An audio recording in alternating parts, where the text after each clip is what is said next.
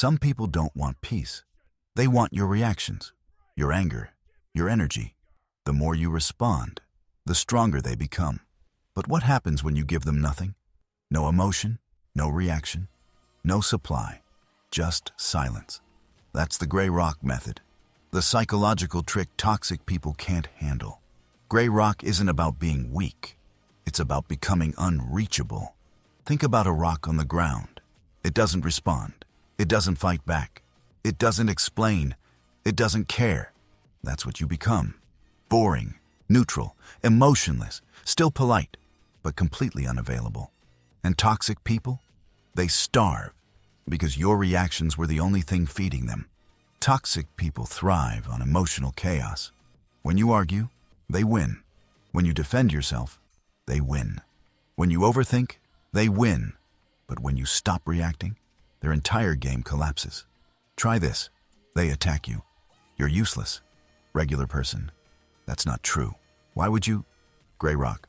Okay, one word. No emotion, no fuel. Watch how fast their confidence cracks. Step 1. Keep your responses short. All right, I see. Okay. Step 2.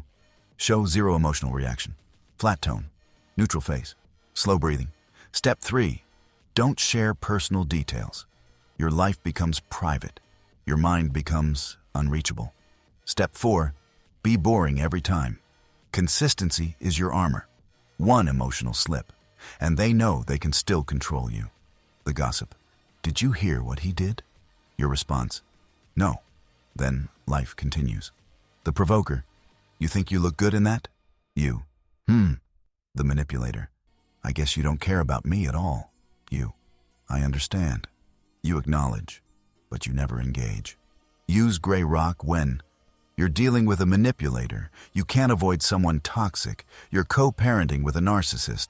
You need emotional protection. Never use it when someone deserves honest communication. You're in a healthy relationship. You're avoiding real boundaries. You're in danger. In that case, you should leave gray rock as a shield, not a lifestyle. When you gray rock them, expect a reaction. Phase 1, confusion. Why aren't you reacting? Phase 2, escalation. They try harder. More insults, more drama, more guilt trips. Phase 3, frustration. This isn't fun anymore. Phase 4, detachment. They search for someone else who will react. Someone who will feed their ego. And that's when you finally get your peace. Your instinct will tell you to defend yourself, to explain, to prove your point. Don't.